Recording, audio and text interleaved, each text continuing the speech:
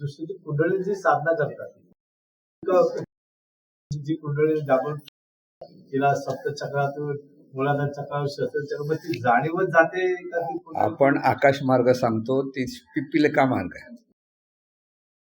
पिपिलिका मार्ग काय असतं, पूर्वपुण्याने कधी काही गोष्टीमध्ये विचारातून जागृती थोडीशी येत असते. पूर्व आयुष्याचा जो अभ्यास असतो तो तिथे जागृती होते. विचारातून जाणीवेला जाण्याचं म्हणजे विवेक म्हणतात, ते विवेक जागृत झाला तर ते होतं. रामदास स्वामींनी हा विवेक सांगितला आहे की विवेकाने जाणीवेच्या ठिकाणी जागृती येते. रामदास स्वामींचं ते तत्वज्ञान आहे. पण तरी सुद्धा अनुभवाची गरज असतेच. अनुभव नसेल तर ते शाब्दिक ठरतं. रामदास स्वामींचा अनुभव होता, त्या अनुभवातून ते विवेक सांगतात. त्यांचं त्यांच्या दृष्टीने बरोबर, पण सर्वसाधारण साधकाच्या दृष्टीने ते तितकंसं बरोबर होत नाही. जाणीवेला जर आपण एखादी कल्पना दिली तर कल्पनेतून जाणीव फिरते. कसं आहे, जाणीवेला आपण कोणती कल्पना देतो त्या कल्पनेतून पुन्हा वळवण्यासाठी जाणीव तशी पण करायला लागते. काही संवेदना ज्या निर्माण होतात ना, कमरेच्या तिकडे कधी काही लोकांना येतात संवेदना, पण ते यायला पाहिजे असा विचार करायचा नाही. मग त्या यायला पाहिजे म्हटलं येतील, कळलं ना. पण काही साधकांना ती तशी पूर्ववाचन असेल, ऐकलेलं असतं, कुंडलिनी जागृत होते, तर त्याच्यातून तसे ते प्रकार. या ज्ञानाची आवश्यकता म्हणून म्हटलं ना, ज्ञान महत्वाचं आहे. ज्ञान म्हणजे तू जाणीव आहेस हे ज्ञान, बाकी दुसरं काही म्हणत नाही. आपलं अस्तित्व म्हणजे ही जाणणारी शक्ती आहे हे ज्ञान. आता हे ज्ञान शब्दाने कळलं म्हणून झालं का? नाही झालं. मग अनुभव घ्यायचा की जाणीवची अवस्था कशात. सुरुवातीची अवस्था आपण म्हणजे जागृत अवस्था, जाणीवची अवस्था. झोपेत जातो ही झोपेची अवस्था, जाणीवची अवस्था. स्वप्न पडतं ही स्वप्नाची अवस्था. ह्या 3 अवस्था आहेत. ह्या 3 अवस्था सर्वसाधारण माणसाला कळतात. त्या हा स्वप्न पडलं तर तिथं कोण होतं, तर ही जाणीव स्वप्न बघत होती. जागृतीमध्ये हे सगळं कार्य कोण करतं, ही जाणीव कार्य करते. असं शब्दाने कळलं तरी त्याचा अनुभव आला असं नाही म्हणता येत. अनुभव यायला जाणीवेने निवांत व्हायला हवं. निवांत होऊन म्हणजे सर्व विषयापासून अलिप्त होत होत होत ती जितकी स्थिर होत जाईल, त्या स्थिर अवस्थेत तिथे त्या जाणीवेला जसं जसं मार्गदर्शन मिळतं, जसं आता सजेशन देतो त्याप्रमाणे ही जाणीव त्या अवस्थेकडे सहजपणे जात होती. तेव्हा जाणीव आहे म्हणजे नेमकं काय हे कळतं. जाणीव असं शब्दाने किती जरी सांगितलं ते कळत नाही. अनुभव आला की हा असं आहे, असं आहे, हा अनुभव आलाय त्या स्थितीचा, आणि त्या स्थितीच्या अनुभवातून पाहिलं की मग ही जाणीवच आहे हे कळतं. नाहीतर ते शब्दच असतात. आपण कल्पनेतून काहीतरी परत समजतो. ज्यावेळेस जोपर्यंत अनुभव येत नाही तोपर्यंत कल्पना असते, आणि कल्पनाशक्ती पण तितकीच प्रचंड आहे. असं नाही की ही जाणीवचीच कल्पनाशक्ती आहे परत. म्हणून मी देहा ही कल्पना केली म्हणून त्यात वर्षांवर जीवनभर तो कल्पनेतून माणूस जीवन जगू शकतो, कारण ती कल्पनाशक्ती तशी आहे. मग वस्तुस्थिती परत लक्षात घ्यावी लागते ना, की वस्तुस्थितीसाठी ही जाणीवच आहे. ह्या भावातून जेव्हा पाहतो तेव्हा प्रत्येक ठिकाणी पाहताना सहजपणे पाहता येतं, न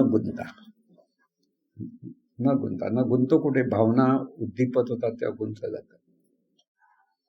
माझे पण किंवा तुझे पण हे जेव्हा उद्दीपत होतं तेव्हा तिथे गुंता निर्माण होतो.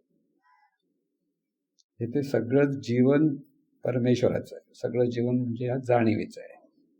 ह्या भावात भावनेचा गुंता वाढत नाही. भावना येतात, पण भावना त्या सुंदर असतात, शांत असतात, आणि तिथे आनंद असतो, तिथे शांती असते, तिथे समाधान असतं. त्याच्यातून जाणीवेच्या ठिकाणी जी स्पंदनं निर्माण होतात ती ते अनुभवू शकते. म्हणजे तिचं अस्तित्व ती सतत अनुभवायला लागते, आणि त्या अनुभवातून ती सर्व काही कार्य करते. आणि हे असं कार्य करायला लागलं की त्याला म्हणतात अनुसंधान. अनुसंधानात आहे असं कधी होईल. स्वतःला जाणीवच आहे या भावात हा अनुभव घेत राहिला की जाणीव अशी आता निवांत अवस्थेतून परत ती जागृत होते. तिथे मग जाणीवेचे सगळे स्टेप्स लक्षात द्यायला लागतात आणि त्याला म्हणतात ज्ञान. ज्ञान म्हणजे आत्मज्ञान, म्हणजे ज्ञान म्हणजे हे जाणीवेचं ज्ञान. जाणीवेला जे होतं त्याला म्हणतात आत्मज्ञान. जाणीवच आहे हे जाणीवेला ज्ञान होतं. मला आत्मा ज्ञान झालं म्हणजे आत्मज्ञान नव्हे.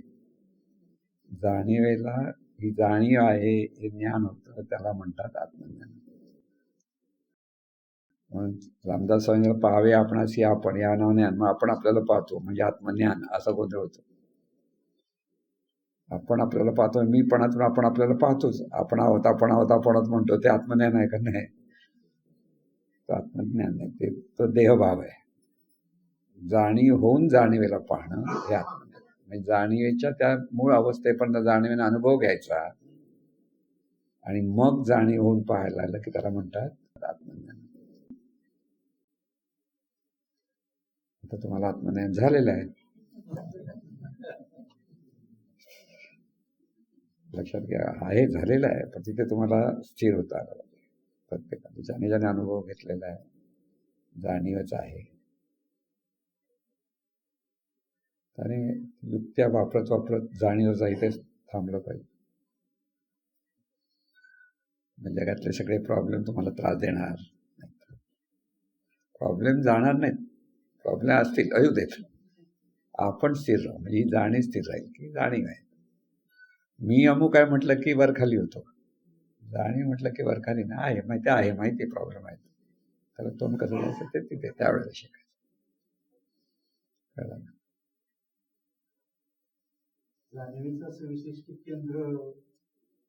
आपण नाही करत. काय असतं, केंद्र म्हणजे कुठेतरी स्थिर होण्यासाठी धरावं लागतं. हाय, आपण कधी हृदयात धरतो म्हणतो. ही 7 केंद्र जी सांगितली आहे ती ती ती त्या त्या भावनेचं ती केंद्र आहेत. नाही असं नाही, आहेत, पण तिथे गुंतायची काही गरज नाही. जाणीव जर सर्व शरीराला व्यापून आहे आणि ही जाणीवच तिचं मूळ स्वरूप सर्व विश्वाला व्यापून आहे, तिला केंद्र कुठे पकडणार? पण तिथे काही माणसं त्राटक, मला हे म्हणत मी त्राटकातून पाहतो म्हणाले बबनजी. त्राटकातून पाहिलं तर नुसतं तिथेच पाहतो, मग दुसरीकडे कुठे लक्ष जात नाही असं त्यांचं ते म्हणणं होतं. त्यामुळे तिथे नॉर्मल अवस्था राहत नाही. आपण म्हणतो ना अवलिया लोक कसे एका ह्याच्यात असायचे राहतात, तुमचे अवलिया तिथे आकाशाकडे बघत कुठेतरी बघत अशा पण राहतात. ते नॉर्मल नाही वाटत ना. आपण म्हणतो बरोबर नॉर्मल नाही वाटत असं वाटतं, पण आपण घाबरतो. अशा अवलिया लोकांची भीती वाटते, काय पण बोलतील, काय पण करतील असं वाटतं. तसं होता कामा नये. नॉर्मल जीवन जगायचं आहे, पण तिथे सर्वांना जाणता येतं, सर्वांशी संबंधित राहता येतं, पण जाणीव ही भाव सुटत नाही. लक्षात घ्या, ती जागृती झाली पाहिजे. त्राटकाने काय होईल, बाजूला फेकला जाईल माणूस. तो तिथे समाजात मिक्स होऊ शकत नाही, म्हणून त्यांना अवलिया असं समाज म्हणायचे. कारण ते वेगळेच राहायचे. कोणतरी त्यांच्याकडे आलं ते बोलायचे, ते खरं व्हायचं का खोटं व्हायचं तो एक वेगळा भाग असायचा.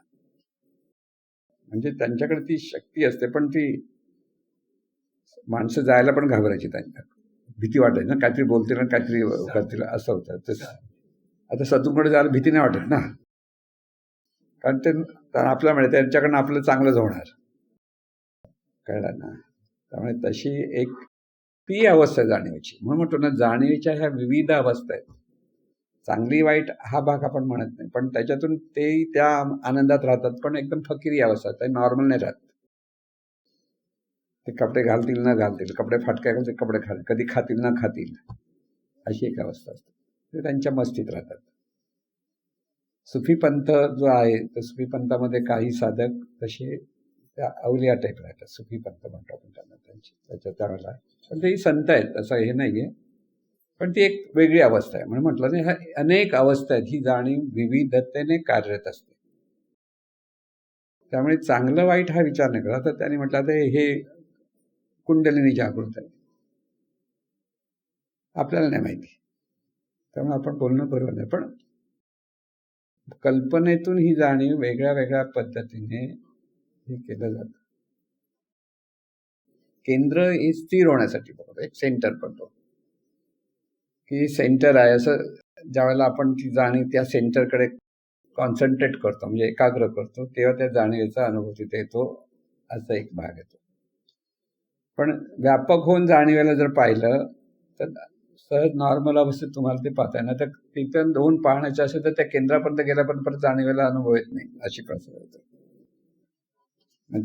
ते केंद्र ऍक्टिव्ह व्हायला पाहिजे, अशा पद्धतीचा तो एक अभ्यास आहे. पण ऍक्टिव्ह कोण होतं? जाणीव होते. जाणीवेने जाणीवेला ऍक्टिव्ह करायची आहे. म्हणजे ती आज जी विसरात आहे तिला शॉक द्यायची. त्यांना शॉक पाहिजे.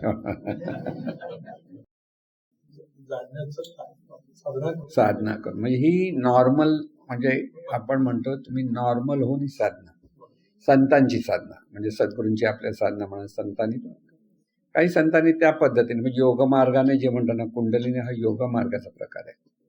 म्हणजे तुम्ही तिथे त्या जाणीवेला तशा पद्धतीने त्या केंद्राकडे ऍक्टिव्ह करण्याचा तो एक प्रयत्न असतो. त्याच वेळेला आपण व्यवहारात असतो, म्हणजे कार्यालयात काम करतो किंवा आपण आपल्या सहकार्यांशी बोलतो, त्यांना कामाच्या बाबतीत सांगतो, त्यावेळेला ह्या जाणीवेचा आपण कसा अभ्यास करायचा? मी तर म्हणतो त्यावेळेस काय, कोणत्याही वेळेला तुम्हाला जाणीवच आहे ह्या भावातून प्रत्येक गोष्ट करतो, तर त्याला अनुसंधान म्हणतो आपण. अनुसंधान म्हणजे राम राम राम राम राम म्हणतोय हे सतत मला आठवतंय, हा अनुसंधान. हे अनुभूतीतून अनुसंधान. जाणीवच आहे याचा अनुभव झाल्याशिवाय अनुसंधान होऊ शकत नाही. म्हणजे शब्दाच्या अंगाने, विचाराच्या अंगाने अनुसंधान करू शकतो माणूस, नाही असं नाही. म्हणून इथे कोणावरही सत्ता गाजवत नसतो. तिथे हुकूम नाही सांगत, तिथे एक प्रकारची रिक्वेस्टच असते, बाबा हे असं करा. तिथे जाणीव कोणावर सत्ता गाजवायला जाणार नाही, ज्याला जाणीव कळली तर. त्याच वेळेला रिएक्शन ही विचारांची चालू असते. हो, त्यावेळेला सुद्धा ते आपल्याला कसं नियंत्रित करता येईल. जाणीवच आहे ह्या भावात राहिला की सगळं नियंत्रण होतं. नियंत्रण करण्यासाठी जाणीवेने जाणीवेचं अस्तित्व अनुभवलं पाहिजे, हाच एकच मार्ग. आणि त्यासाठी अनेक योग साधना, म्हणजे योग याग विधेने नोय सिद्धी वायाची उपाधी दंभ धर्म. कोण सांगतंय? योगाचार्य ज्ञानेश्वर सांगतात. ज्ञानेश्वर योगाचार्य होते तसं बघायला तर. सगळ्या बाजूचा अभ्यास ग्रेट. पण त्याने काय सांगितलं? सर्व नामस्मरण करा. कारण हा जो मार्ग जर सांगितला की जबरदस्ती जाणीवेला ऍक्टिव्ह करण्याचा मार्ग, तो जर नॉर्मली झाला नाही तर माणूस वेडा होतो. जर ते समजलं, पण आता तुझ्याकडे झालं त्याच्याशिवाय विचार करणं, ते आपोआप झालं, ते चांगलं झालं. पण नाही, पण त्या पद्धतीनं आपल्याला ही जी नॉर्मल अवस्थेतून जे करायचं आहे ते नॉर्मल आहे. तिथे आपण त्याला जाणीवर कसली जबरदस्ती नाही करत आहे. जाणीवर जबरदस्ती करून, पण काही ठिकाणी हिप्नॉटिझमच्या प्रकारामध्ये हे करता येतं असं म्हणताना अनेक गोष्टी अशा आहेत की त्यांचं ते नॉर्मल राहत नाहीत, नंतर फार त्रास होतो त्या साधकांना. असे 2-3 साधक मी पाहिलेले आहेत. म्हणून म्हणतो हिप्नॉटिझमच्यामुळे पण होऊ शकतं असं बऱ्याच लोकांचा समज आहे. होऊ शकतं म्हणजे काय, सबकॉन्शियस माइंडला ते सजेशन दिलं जातं डायरेक्ट, पण ते जर व्यवस्थित घेतलं गेलं नाही तर तो माणूस वेडसरासारखा वागायला लागतो. नाही, मेंदू नाही तर जाणीवच तिथे सबकॉन्शियस माइंड ऍक्टिव्ह केलं जातं, पण ते सगळ्यांचं नाही होत. ते काही लोकांचं जातं, सगळ्यांच्या बाबतीत तसं होत नाही. काही लोकांच्या बाबतीत जातं, पण त्या भागात पडायचं नाही. कारण तिथे उगीच मग नॉर्मल अवस्था बाजूला झाली तर प्रॉब्लेम व्हायचा नाही. आहे ते बरं आहे, शांत खाऊन पिऊन. म्हणजे अशी उदाहरणं आहेत की ते अशा पद्धतीने गेलेले आहेत. आपल्या जीवनमध्येतले साधक होते ते, पण ते तशा पद्धतीने गेले आणि ते आज जरासं आपण म्हणतो ना काय जसं डोकं फिरलेलं असं साधारण आपण समजतो तसं त्याचं डोकं नसतं फिरलेलं, पण ते नॉर्मल नसतात, त्यांना जरा वेगळ्या पद्धतीने ते राहतात असं होतं. म्हणजे नेहमीच त्याचं ते कार्य करू शकत नाहीत, नेहमी रिस्पॉन्सिबिलिटी सांभाळू शकत नाहीत, अशा पद्धती असतात. म्हणजे आहेत पण रिस्पॉन्सिबल नाहीत, असं असं होतं. म्हणून साध्या सरळ सोपा मार्ग साधायचा. आता ह्यांच्यासारखा अभ्यास म्हणून कुंडलिनीसाठी जात असेल तर त्याने जाऊन यायचं आणि आम्हाला शिकवायचं.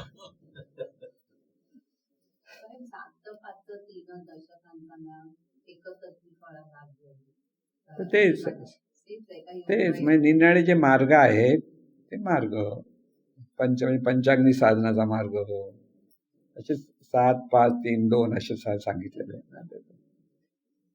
ते निरनिराळे मार्ग आहेत असं ते नाही म्हणून आहेत, पण तुम्हाला काय केलं पाहिजे, तुम्ही नामस्मरण करा असं त्यांचं म्हणणं. शेवटी सोपं काय त्या वेळेच्या काळात नामस्मरण. आता नामस्मरण पण कठीण झालं, मग आणखीन सोपं काय, हे मार्ग, ह्या मार्गात तुम्हाला पुन्हा पुन्हा पुन्हा चिंतनातून त्या मार्गावर राहायचं. तिथे विवेक जागृत असतो, सगळं जागृत असतं. हो, ते हठयोग वगैरे तेच कठीण आहे, तसं सोपं नाही आहे. मात्र जाणीवेलाच वळवलं जातं, जाणीवर जबरदस्ती केली जाते. हठयोगामध्ये मग योग मार्ग जेव्हा म्हटलं जातं ना, तर नॉर्मल प्रापंचिक माणसाने त्या भानगडीत पडूच नये.